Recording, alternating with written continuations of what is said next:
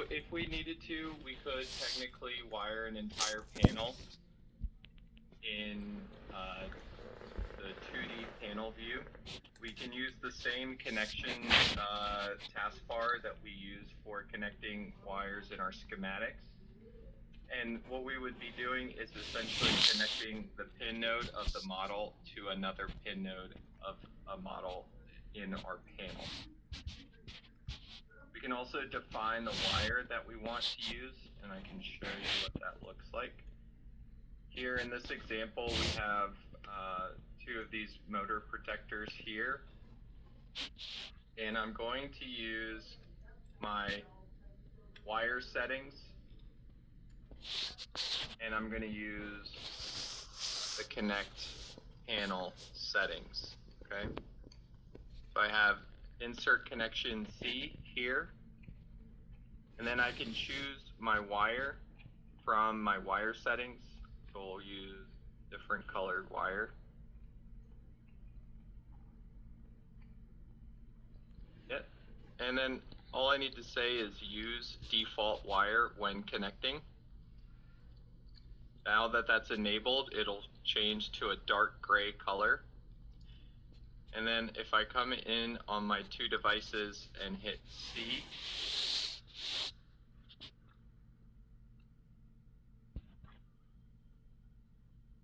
and define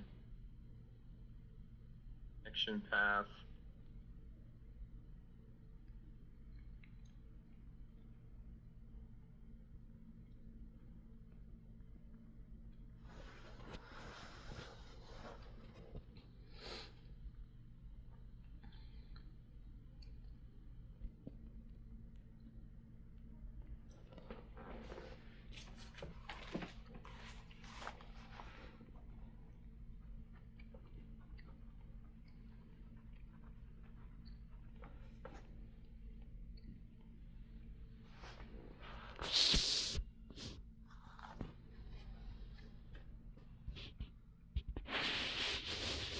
I brought them in and they had, and I had copied them over so they were in here.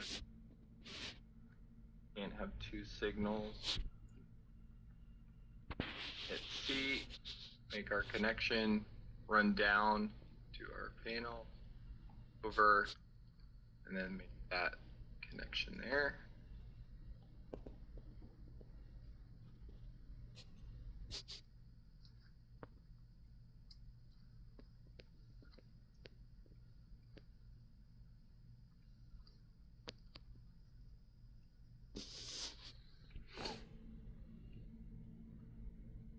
So we can get a connection just from the panel. You can right click on this wire here. Go to connection properties. Go to wire information, we can get our length. We can change the wire type from our wires tab. And clear this, change it to a blue wire, apply.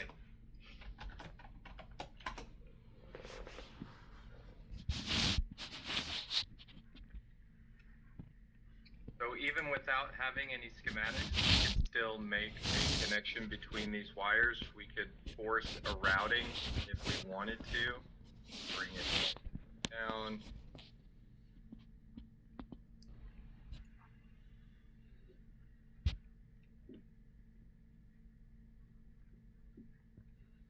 And connect to any of our other open pins that are available for terminations here. Finally, just the last housekeeping piece. With the DTM license that was provided, your license is set up in a license server. Just a couple details that would be good for you to know. They are locked to the license server, so they cannot be moved. They are tied to the MAC address of that license server. If there's any management or moving of the license, you would need to inform our team at DTM support at invent.com, in which case we could help you with the process of moving it if you ever needed to close close down a server or move the license to a new server. This can also be done if you have the license server hosted on your local machine, like your laptop or your desktop computer, in which case we could also, if you're changing to a different laptop or upgrading, then you would need a new license. The other thing that's helpful here is to just see the version. You will get a license every time there's a new release of DTM. So you will replace the existing license and then reread the license file. The other helpful piece here is the expiration date. So you'll be aware of when your license will expire. And so that's something that you can be aware of. Question was, if your connections are wrong, will it tell you? If we go back to our example here, the thing that is going to define if our connection is wrong is going to be, in your device properties, and it is going to be in your slots and pins tab. First place you want to look is here to see what the minimum and maximum cross section is of the model, how many wires can be landed there, and what the total max is. The other determining factor is if I were to take a pin that already had an assigned signal to it and tried to match it to a other pin that already had a signal. So one was line 1, the other one is a neutral. It would flag me that it cannot have both signals, in which case an error message would pop up. But if we were making a connection between something that was written out on our schematic, it would also flag that, because it will look to the schematic as the primary source of information, not the physical wire being applied. We'll talk a little bit about that after lunch when we get into the schematic.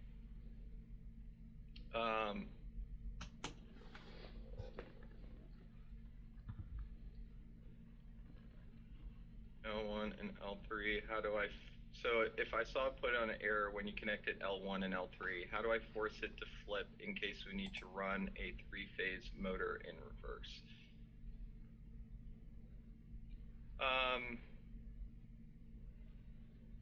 So the important thing to be aware of there is, I'm trying to think if I have an easy example.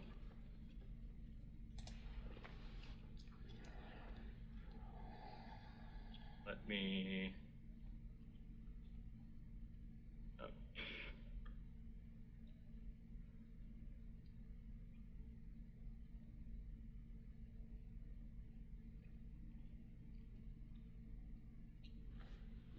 show that.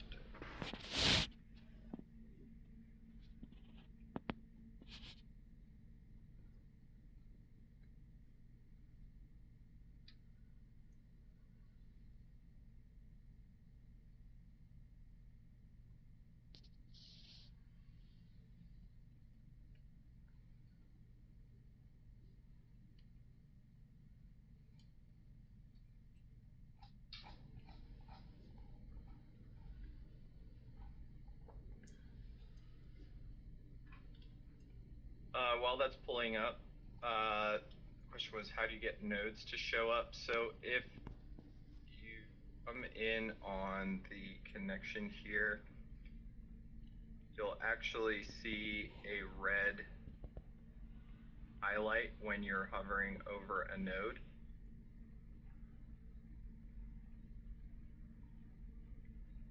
You can see this one is highlighted in blue. Now I have 2 connections here. Already have an existing connection here, but if it allows it to have more than 1 connection, then I should be able to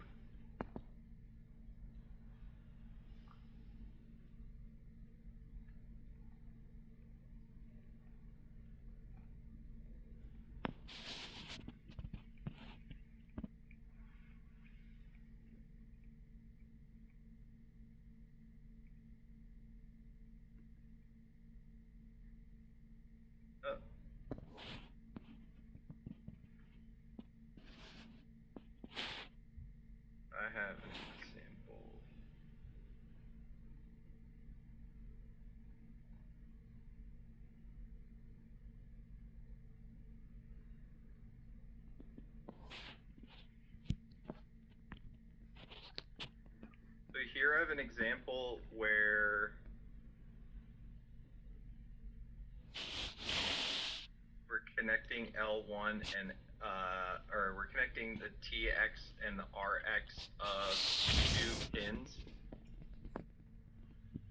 So this is one end of a DB9 connector, and this is the other one, where one is transmit and the other is receive. But obviously the signal, there can only be one signal applied to this wire, which is, in this case, this is the source and this is the destination.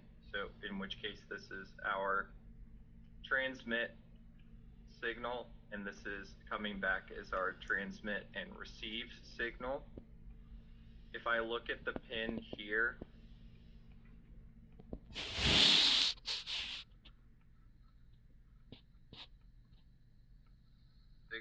my signal for this pin is TX. My signal for this pin is RX, but I can have signal groups, signal classes, where I basically can group certain signal classes together. So in the case of your example, Ronald, where you were saying I want to connect L1 and L3, as long as they are in the same signal group, then we can have one be displayed as, the pin having one L1, the other one being, so in this case, L1 and L3. But then whatever the source is, bringing that over, that signal wire has to have its own unique signal that's being provided there. But we can differentiate from a pin having a signal target and the actual wire itself. It's a good question. I think this is where my mind went when you brought up that example, but I'm happy to discuss what that looks like a little bit further.